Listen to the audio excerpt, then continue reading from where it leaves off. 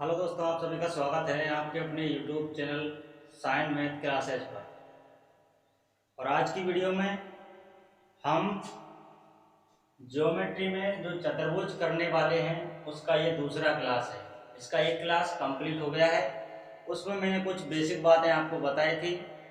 अगर आपने पहला पार्ट देखा है इस चतुर्भुज का तो आपको याद होगा कि मैंने पहले पार्ट में क्या किया था। आज इस दूसरे पार्ट को करेंगे, इसमें भी कुछ बेसिक बातें आपको मैं बताऊंगा। बेसिक बातों से भी कई बार एग्जाम में सवाल पूछे जाते हैं, अक्सर पूछे जाते हैं। इसलिए हमको बेसिक ढंग से पढ़ते हुए आगे चलना है और सवालों को धीरे धीरे करते हुए चलना है। जितना मैं आपको बेसिक कराऊंगा उसका और उस पर छोटे छोटे जितने भी प्रश्न बनेंगे उन सभी प्रश्नों को सॉल्व करते हुए चलेंगे। तो दोस्तों बने रहिए वीडियो में। अगर वीडियो पसंद आए, समझ में आए सवाल, बेसिक क्लास आपको पसंद आए तो चैनल को सब्सक्राइब जरूर कीजिएगा। अंतिम में कीजिए, अभी पहले वीडियो को देखिए।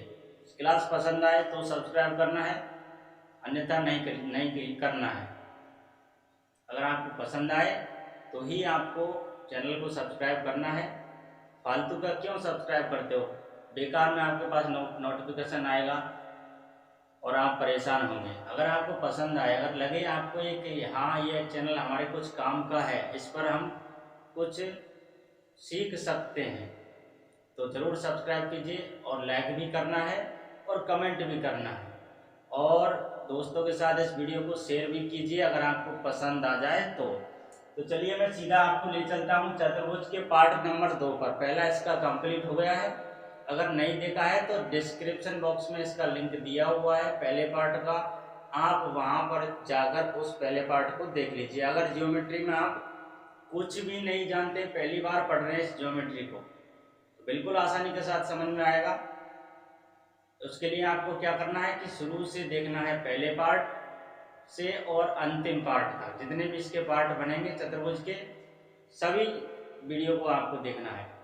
तो चलिए स्टार्ट करते हैं। देखिए चतुर्भुज का ये दूसरा क्लास है। पहला क्लास तो इसका हो गया और पहले क्लास में मैंने आपको क्या क्या समझाया था उन सभी को मैं 2 मिनट आपका टाइम लेके उनको समझा देता हूं कि मैंने 2 मिनट उस पहले पार्ट में किया क्या था, क्या समझाया था। तो मैंने समझाया था कि ये चतुर्भुज है। ये क्या आपको दिख रहा है? तो ये वर्ग दिख रहा है। अभी ये वर्ग आपको दिख रहा है तो ये भी एक चतुर्भुज है। और कौन से चतुर्भुज में आएगा ये? तो ये सम चतुर्भुज में आएगा।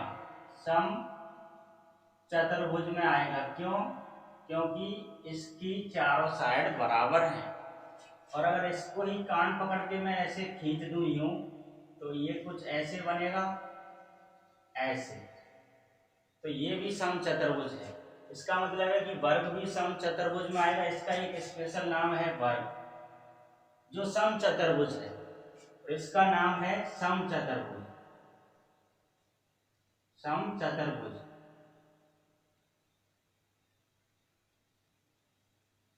इसका नाम क्या है? सम चतुर्भुज। इसमें क्या होता है कि सम इस वर्ग में कि ये जो विकर्ण मैंने खींचा ना, ये जो विकर्ण खींचा, ये कितने डिग्री पर मिलेगा? तो ये 90 डिग्री पर, चारों साइड 90 डिग्री पर मिलेगा। और इसके विकर्ण आपस में बराबर होते हैं। इनको हम कहते हैं विकर्ण। जो आपको तिरछी लाइन दिख रही है इसको कहेंगे विकर्ण। इसमें भी विकर्ण होते हैं, ये लीजिए। लेकिन इसमें क्या है कि विकर्ण बराबर होते हैं, चार दोनों विकर्ण आपस में बराबर होते हैं। अगर ये आपको 5 सेंटीमीटर का है तो ये भी 5 सेंटीमीटर का होगा क्या? तो विकर्ण। और इसमें क्या होता है कि ये जो विकर्ण है इसकी अपेक्षा ये बड़ा होता है, क्योंकि हमने इधर से खींचा था।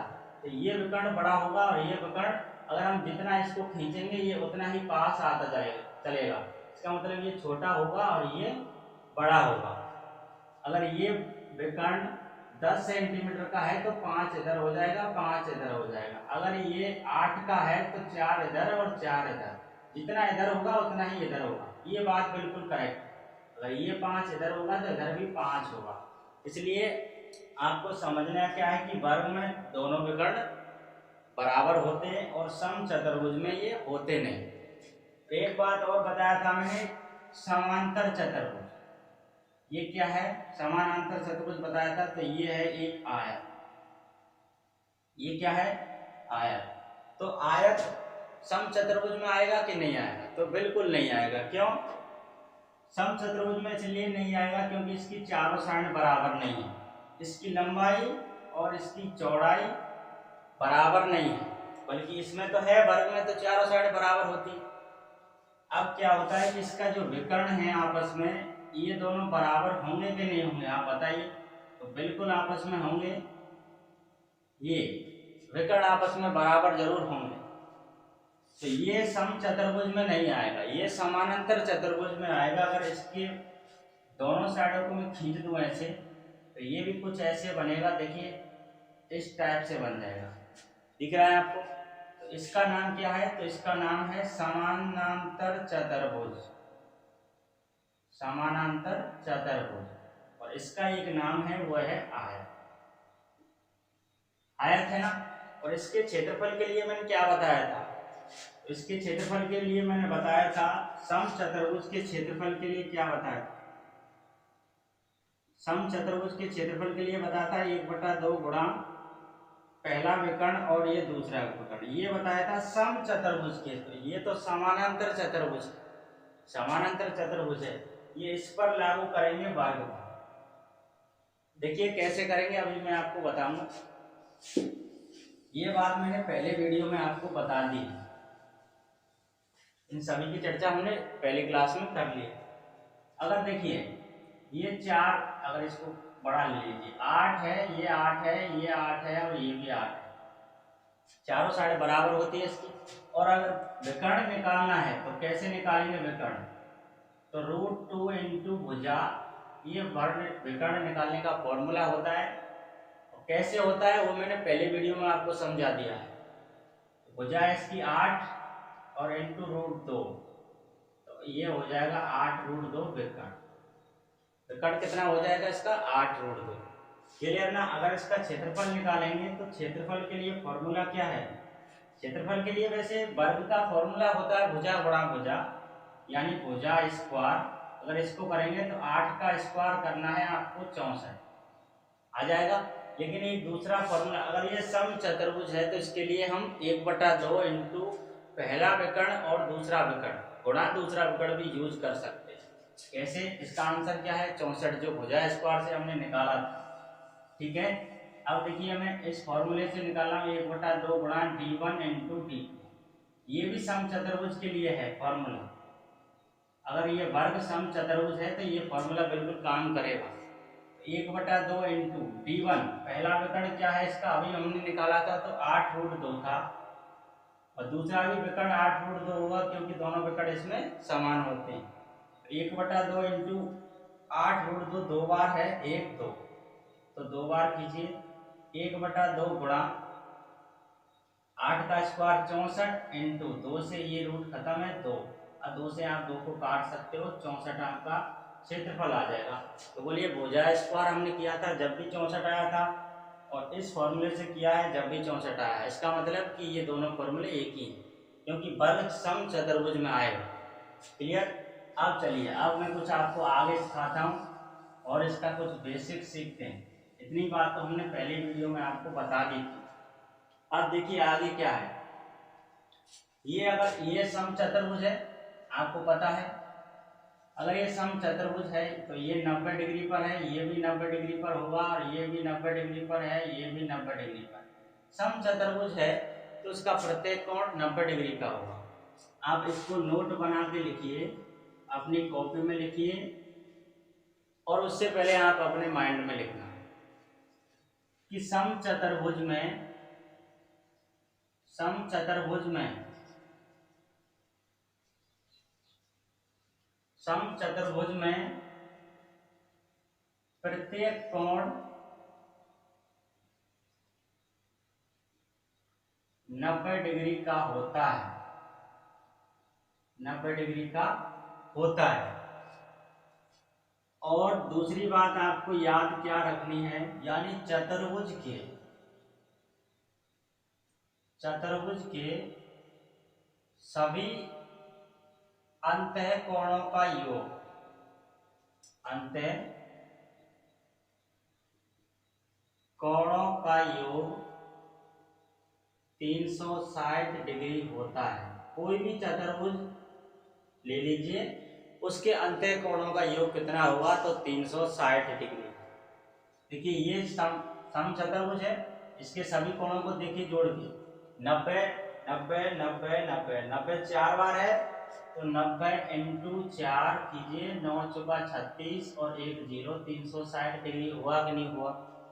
चलिए अगर ये आयत है तो ये भी तो एक चतुर्भुज है, तो इसका भी ये 90 डिग्री है, इसका 90 डिग्री है, और ये भी 90 डिग्री है, और ये भी 90 डिग्री है। इसको मैंने ए नाम दे दिया, ये बी है, ये सी है, और ये डी। अब देखिए चतुर्भुज के सभी अंतःकोणों का योग 360 होना चाहिए, तो इनको भी जोड़ के देखिए, ये भी 360 होंगे।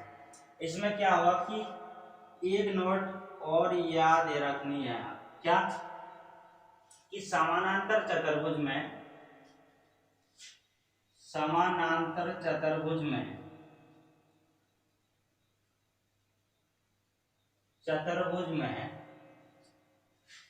दो लगातार कोण, या ऐसे कीजिए आमने सामने का कोण, समानांतर चतुर्भुज में आमने सामने का कोण, सामने कोणों के योग, कोणों का योग, आमने सामने कोणों का योग कितना होगा, तो आप जोड़ के निकालिए, 90 90 कितना होगा, 180 डिग्री होता है। समानांतर चतुर्भुज में आमने सामने कोणों का योग कितना होता है, तो 180, 90 90 कितना हुआ, 180, और 90 90 कितना हुआ, ये भी 180 हुआ कि नहीं हुआ, हो गया बिल्कुल। और आपको ये नोट और याद रखनी, क्या याद रखनी है कि समानांतर चतुर्भुज में दो लगातार कोणों का योग 180 डिग्री होता है। ये भी बात आपको याद रखनी है। ये 4 पॉइंट मैंने आपको लिखा दिए, बड़े ही इंपॉर्टेंट पॉइंट हैं, इनको अपने दिमाग में बिल्कुल फिक्स बैठा लीजिए, निकलने नहीं चाहिए। समचतुर्भुज में प्रत्येक कोण 90 डिग्री का होता है। चतुर्भुज के सभी अंतःकोणों का योग 360 डिग्री होता है। अब इसमें समचतुर्भुज में प्रत्येक कोण 90 डिग्री का होता है, ये कोई दिक्कत नहीं है। समानांतर चतुर्भुज भी ले सकते हैं, क्योंकि समानांतर में वर्ग भी आता है और आयत भी आता है, ऐसे भी लिख सकते हैं। अब समानांतर चतुर्भुज में आमने सामने कोणों का योग 180 डिग्री होता है, ऐसे डी और बी, ठीक है। समानांतर चतुर्भुज में दो लगातार कोणों का योग 180 डिग्री होता है। किसी से भी देखिए आप, दो लगातार कोण, इस डीसी को देखिए 90 90 180 हो गया, 90 90 ये भी 180 हो गया, ए बी को देखेंगे 90 90 ये भी 180 है, ए डी को देखेंगे 90 90 180 है। अब इसका आप स्क्रीनशॉट ले सकते हो, ये अपनी कॉपी में उतार सकते हो। हम आगे कुछ बातें सीखेंगे इसमें। चलिए बता दूं मैं, जितने भी इसके बेसिक बनेंगे उन सभी को हम समझते हुए चलेंगे और इस चतुर्भुज को जड़ से खत्म करेंगे। इसका कोई भी सवाल नहीं छूटेगा। अगर आप लगातार हमसे जुड़े हुए हैं, वीडियो को लगातार देख रहे हैं, तो आप जब हम प्रश्न कराएंगे, क्वेश्चन कराएंगे, तो आप उसका आंसर आसानी से निकाल पाएंगे। अभी देखिए ये क्या है, तो ये एक वर्ग है, ए बी सी और डी। आपको पता है कि ये 90 डिग्री पर है, ये 90 डिग्री पर है, और ये भी 90 डिग्री पर है, और ये भी 90 डिग्री पर है। सभी बातों को देखिए, इसका जो बेसिक है, सभी बेसिक बातों को समझिए पहले, फिर आप क्वेश्चन को चाहे कैसे भी आपको घुमा के दे सवाल, उसका आप आंसर निकाल सकते हैं अगर आपने बेसिक अच्छे से पढ़ा है। चारों साइड इसकी बराबर हैं, और इसमें कोण ए प्लस कोण बी प्लस कोण सी प्लस कोण डी इन चारों कोणों का योग कितना होगा, तो ये होगा 360 डिग्री। अभी मैंने आपको लिख के बताया है, या तो आप जोड़ के देख सकते हो इसको। अब क्या, और दूसरी बात क्या बताया था मैंने कि कोण डी और सी क्या होते हैं, तो 180 होते हैं दोनों मिलकर, यानी कोण डी प्लस कोण सी, या सी डी कह सकते हो, कोई दिक्कत नहीं, 180, या ऊपर वाला भी लिख लीजिए, कोण ए प्लस कोण बी, कोण ए प्लस कोण बी 180। अब क्या कहा था मैंने कि आमने सामने के कोणों का योग भी 180 होगा इसमें, ऐसे विकर्ण खींचते ना ऐसे, यानी बीडी, बीडी बराबर होगा किसके होगा, एसी, एसी, यानी बीडी जितना होगा उतना ही एसी होगा इसमें, यानी इसको ऐसे भी लिख सकते हो D1 बराबर D2। इसमें D1 बराबर D2, D1 क्या है इसमें, पहला विकर्ण, पहला विकर्ण, और D2 क्या है इसमें, दूसरा विकर्ण, ऐसे भी लिख सकते हो। क्लियर ना। और क्या कहा था इसमें, और मैंने क्या समझाया था कि दो लगातार या आमने सामने के कोणों का योग भी 180 डिग्री होगा इसमें। अगर डी बी, कोण डी प्लस कोण बी को जोड़ेंगे तो ये भी 180 डिग्री होगा, और कोण ए और सी को जोड़ेंगे तब भी ये 180 डिग्री ही होगा। इतना बात समझ गए, इतना बात मैंने आपको लिख के पहले बता दी, अब आपको समझा के भी बता दिया, आपको शायद याद हो गया होगा जो मैं बताना आपको चाह रहा हूँ। ठीक है, अब इसको नोट कीजिए, और इसको मैं मिटा रहा हूँ, और फिर कुछ और बातें हैं इसमें, बेसिक बातें, उसको सीखते हैं। ये तो बात है समचतुर्भुज की। अगर इसी चित्र को मैं ऐसे बना दूं, ऐसे देखिए, ऐसे बना दूं, इसके कानों को पकड़कर, इसको पकड़कर खींच दूं, तो ये समचतुर्भुज हो गया। और इसमें क्या होगा कि ये दोनों विकर्ण आपस में बराबर हैं। अभी मैंने बताया था कि D1 बराबर D2 इसमें होगा। इसमें क्या होगा कि ये जो विकर्ण हैं ये आपस में बराबर नहीं होंगे दोनों। क्यों? क्योंकि ये विकर्ण आपको लंबा दिख रहा है, ये विकर्ण आपको छोटा दिख रहा है, इसलिए D1 बराबर D2 नहीं होगा। इसमें D1 बराबर D2 नहीं होगा। हाँ, प्रत्येक कोण 90 डिग्री होगा इसका यहाँ, लेकिन D1 बराबर D2 विकर्ण आपस में समान नहीं होंगे। समचतुर्भुज में और वर्ग में दोनों विकर्ण बराबर होंगे, समान होंगे। समझ गए इतना जो मैं समझाना चाह रहा हूं आपको? अब देखिए आगे, वर्ग आप समझ गए। अब देखिए आयत के बारे में कुछ जान लेते हैं। ये आयत है, अगर इनको ऐसे विकर्णों को मिलाएंगे तो ये 90 डिग्री पर नहीं काटता है। ये वर्ग में तो 90 डिग्री पर होता है, ये मिलान बिंदु 90 डिग्री पर होता है, इस पर नहीं होगा, 90 डिग्री पर नहीं काटेगा, ये आपको ध्यान रखना है। ये 90 डिग्री पर नहीं काटेगा और वर्ग में 90 डिग्री पर काटेगा। क्लियर ना? चलिए सीखिए आप। अब देखिए ये क्या है, तो ये एक वर्ग है भाई, ये एक वर्ग है। अगर वर्ग के चारों साइडों को मिलाएंगे, कैसे? अगर इस वर्ग की भुजा के मध्य बिंदु से जो एक आकृति बनेगी, ये जो आकृति बनी है इसको क्या कहेंगे? तो इसका नाम क्या है? तो इसका नाम है वर्ग। इस बड़े वाले आकृति का नाम क्या है? तो इस बड़े वाली आकृति का नाम है वर्ग। और इससे जो इसकी जो भुजाओं के मध्य बिंदु को मिलाने से जो आकृति बनी उसको क्या कहेंगे? तो ये भी वर्ग है। ये क्या है? तो ये है वर्ग।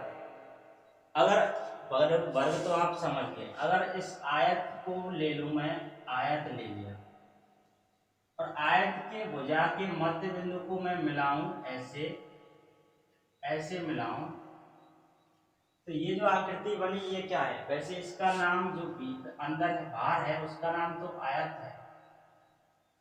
और आयत के भुजा के मध्य बिंदु को मैंने मिला दिया आपस में, तो ये जो आकृति बनी ये कौन सी आकृति है? तो इसको बोलेंगे समचतुर्भुज। समचतुर्भुज, ये समचतुर्भुज है। आयत के जो भुजाओं के मध्य बिंदु से जो आकृति बनी उसको कहेंगे हम समचतुर्भुज। और वर्ग के मध्य बिंदुओं को मिलाने से, वर्ग की भुजाओं के मध्य बिंदुओं को मिलाने से जो आकृति बनेगी उसको कहेंगे वर्ग। अभी आप समझ गए होंगे। अब देखिए, ये अगर मैं इस आयत को कान पकड़ के ऐसे खींच दूं, ऐसे, तो ये जो आकृति बनेगी इसकी भुजाओं के मध्य बिंदुओं को मिलाने से ये कौन सी आकृति बनेगी? ये दीजिए, ये आपको दिख रहा है, ये जो आकृति बनी ये कौन सी आकृति है? इसका नाम क्या है? वैसे तो इसका नाम है समानांतर चतुर्भुज। समानांतर चतुर्भुज। इसके मध्य में जो आपको आकृति दिख रही है, इसका नाम क्या है? तो इसका नाम है समानांतर चतुर्भुज। इसके मध्य बिंदुओं को मिलाने से बनेगी जो आकृति, ये भी समानांतर चतुर्भुज ही बनेगी। और वर्ग में तो वर्ग ही बनेगी, और समानांतर चतुर्भुज में भी आपको याद रखना कि समानांतर चतुर्भुज ही बनेगा भुजाओं को मध्य से भुजाओं के मध्य बिंदुओं को मिलाने से। और आयत में बनेगा समचतुर्भुज। और चलिए इसको भी देख लेते हैं कि समचतुर्भुज, लीजिए मैंने ये समचतुर्भुज बना दिया। समचतुर्भुज के भुजाओं के मध्य बिंदु से जो आकृति बनेगी उसको क्या कहेंगे? ये लीजिए, ये आपको क्या दिख रहा है? वैसे इसका नाम क्या है? समचतुर्भुज है। इसकी चारों साइड बराबर है, इसलिए ये समचतुर्भुज है। इसकी जो आकृति बनेगी इसको क्या कहेंगे? तो इसको कहेंगे भाई साहब वर्ग। इसको आपको याद रखना है चारों को, कि कौन से, ये जो आयत है इसके अगर मध्य बिंदु को मिलाएंगे तो कौन सी आकृति बनेगी? तो समचतुर्भुज बनेगी। वर्ग की भुजाओं के मध्य बिंदुओं को मिलाएंगे तो वर्ग ही बनेगा। समानांतर चतुर्भुज की भुजाओं के मध्य बिंदुओं को मिलाएंगे आपस में तो समानांतर चतुर्भुज बनेगा। और समचतुर्भुज की भुजाओं के मध्य बिंदुओं को मिलाएंगे तो आपका वर्ग बनेगा। अब देखिए, एक प्रश्न मैं आपको लिखता हूँ और उसको देखते हैं सॉल्व कर। इतना तो आप समझ गए होंगे सभी।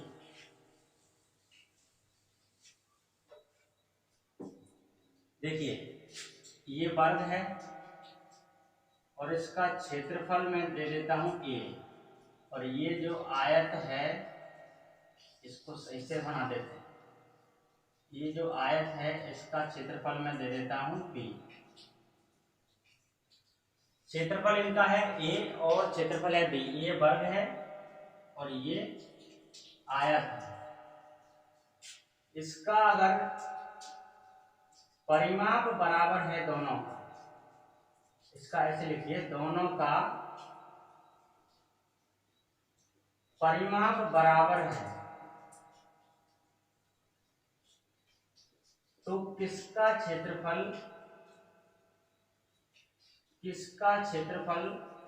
सबसे ज्यादा होगा?